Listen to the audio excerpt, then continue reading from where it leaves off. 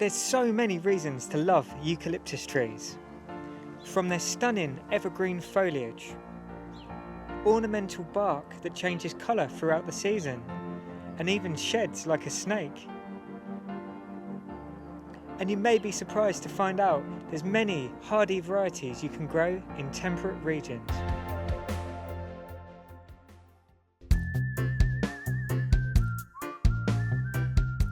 Hello, I'm Dan from Freedom Forest, and today we're going to be looking at one of my favourite tree species, eucalyptuses. Ever since I saw trees looking almost identical to this growing in the rainforests of Borneo, I absolutely fell in love with them, and I was amazed when I found out there are actually quite a number of varieties of eucalyptuses you can actually grow in temperate climates like ours here in the UK. We're going to take a look at some of the beautiful varieties we grow here at Freedom Forest. You can follow me planting some fresh new young trees, looking at what kind of tree protectors are best to use, as well as weed suppression techniques. We'll have a look at rates of growth and also cover some of the common myths and scare stories you often hear about growing eucalyptuses.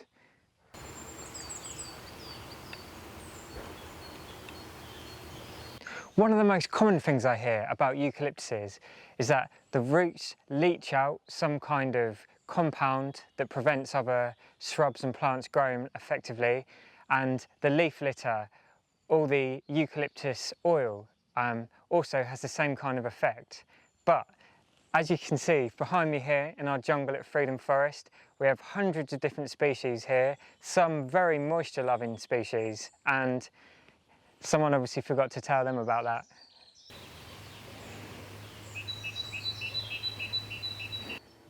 Something else I commonly hear is that they will suck all the moisture from the ground, again affecting other plants around them. We're actually in winter here in England at the moment, but you might just be able to see here that we've got one of our bananas, Musa Bajdu, which are renowned for having high moisture needs, and they are growing absolutely fine here with just a small compost mulch on top. And we also have all sorts of species of bamboos, again growing quite happily right next to eucalyptuses.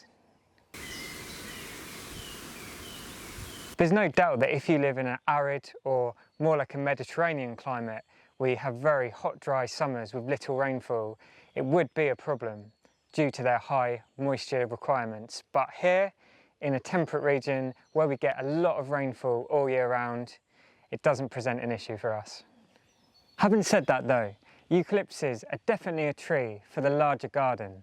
One reason for that, not only because of the growth rate, but is the roots. You might just be able to see this one on this Eucalyptus Nitens here.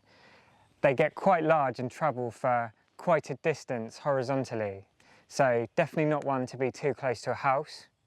On top of that, you may want to consider the overall height, because I see these in a lot of gardens in this area, and people do have to pay for tree surgeons quite regularly to come in to pollard them and keep them in check, because if left, they will run away.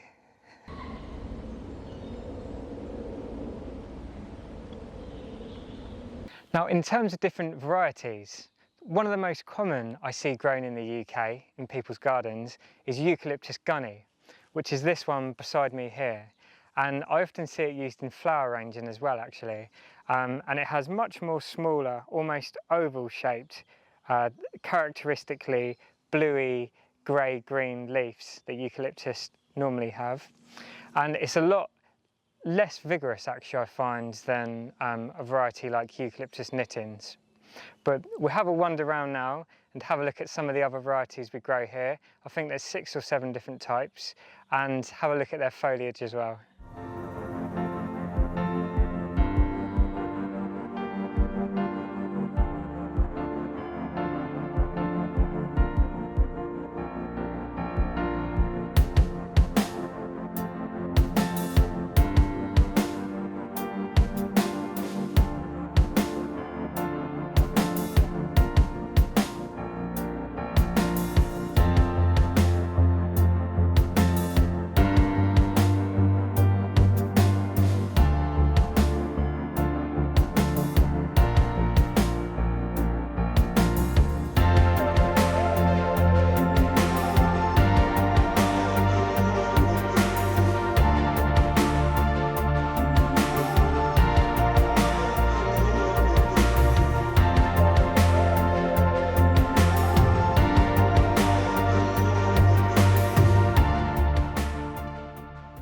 Something quite distinctive that a lot of eucalyptus species have in common is they have a juvenile foliage, which they often hold for the first 3 or 4 years, and adult foliage.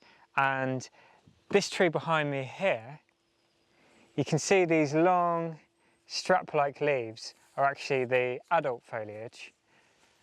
But on the same tree here, the juvenile foliage is very almost baby blue in colour and much broader leaf, and they're absolutely stunning in their first years of growth. And if you'd like to keep that foliage, you can actually cut the trees down at the base every 2 or 3 years, and they will reshoot again vigorously with that juvenile foliage.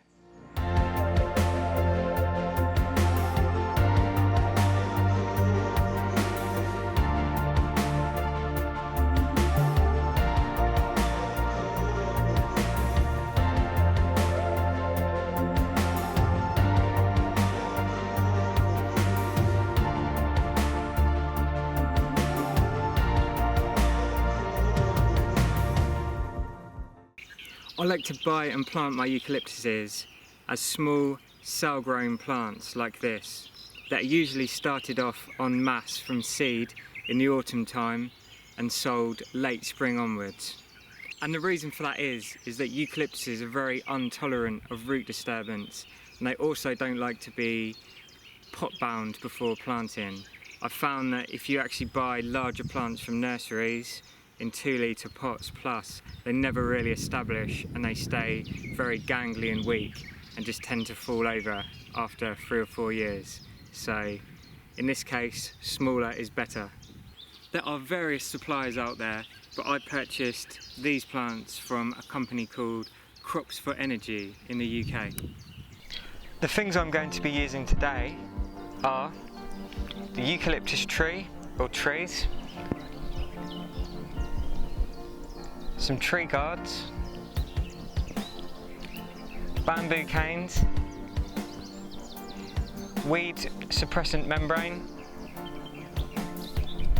some low fertility compost, and something to dig with.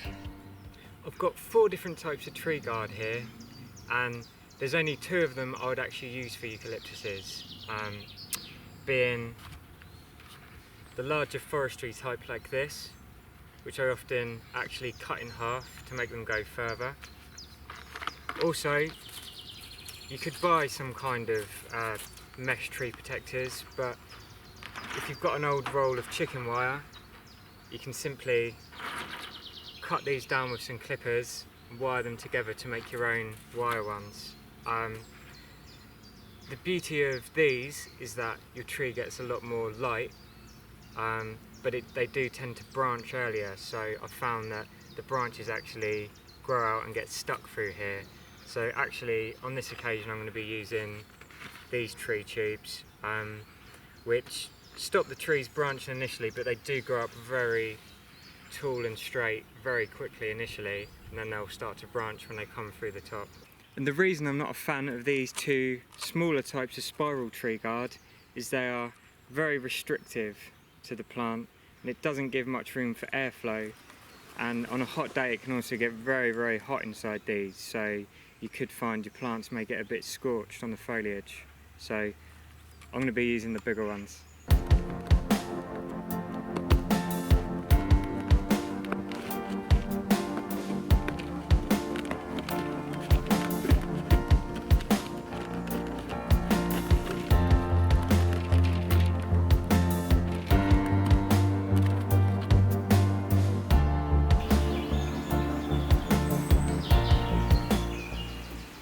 The site behind me is where I'm going to be planting our eucalyptus trees today, roughly about 45 of them.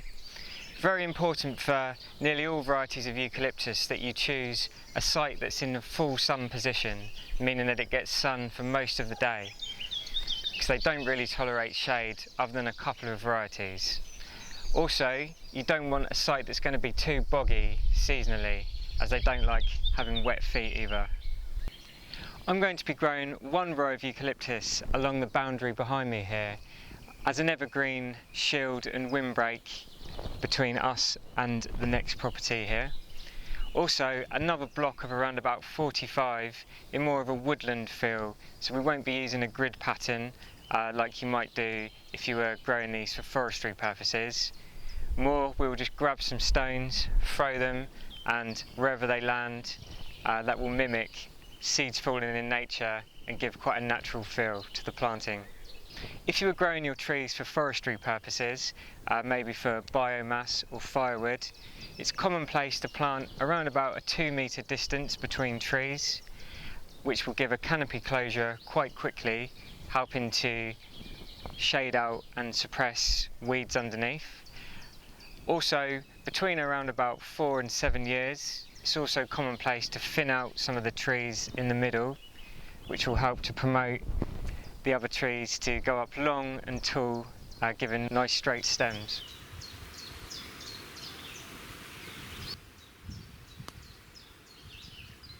I'm going to have a wander around now and stake out the planting positions of my trees. You might be wondering, do I need tree stakes at all? And the simple answer is, if you have rabbits or deer or anything else in your area that has a little chomp of your plants, then I would recommend yes. On the site here today, it already has deer fencing to about 6 foot. So it's only actually rabbits which are a problem. That's why I'm going to be cutting down the tree protectors I have got, because I don't need them quite so high. From my experience as well, I don't actually recommend staking the trees themselves, because it seems to stop them producing really strong and sturdy roots, and they end up being a bit rocky. So just put your cane in your tree protector, and once the tree's way above that, then don't worry about staking the tree, just leave it to do its own thing.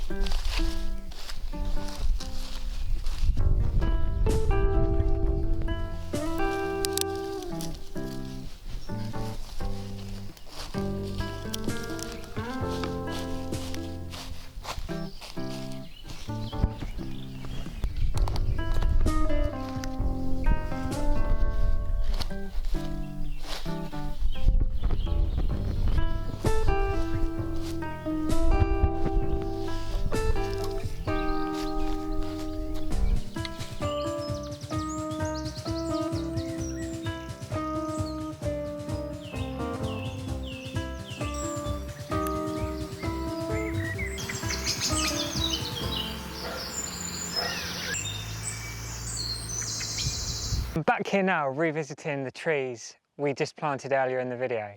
And as you can see, this is the kind of growth you can expect from your first season. And as we go back towards the back of the planting, where they get slightly more shade, those trees have considerably grown less actually, which is another great example of just how affected by light eucalyptus are. The more sun you can give them, the better. When I first started growing eucalyptuses, I wanted to give them the absolute best conditions I could. So, as recommended, I went out and purchased some low nitrogen feed, which I used to go around and water a couple of times a week. Low nitrogen because nitrogen will promote more foliage and top growth, which, because these grow so fast, can actually cause the trees to become a bit top heavy and potentially fall over in high winds during the winter time. And in all honesty, over the years, I've come to realise now that the soil we have here in temperate regions is so much richer than they have in their native Australian habitat that you really don't need to bother with it, in all honesty. I haven't noticed barely any difference. What does make a difference is your weed suppressant around the bases. Grasses and other plants or weeds can actually reduce the rate of growth of your trees up to about 70%. So that's actually one big thing you can do if you want your trees to establish faster. And also, once they get to a certain size, by actually putting grass seed around the bases and having lawn, you can actually reduce the speed of growth of your trees as well. So you can use that to your advantage. About 30 to 40% of the trees I have here I've grown from seed, and it's a little bit tricky to get them going, and they're so tiny, the seeds are like dust actually. And you can actually expect in your second and third year these to go probably between 2 to 3 metres a year if you've given them the correct conditions.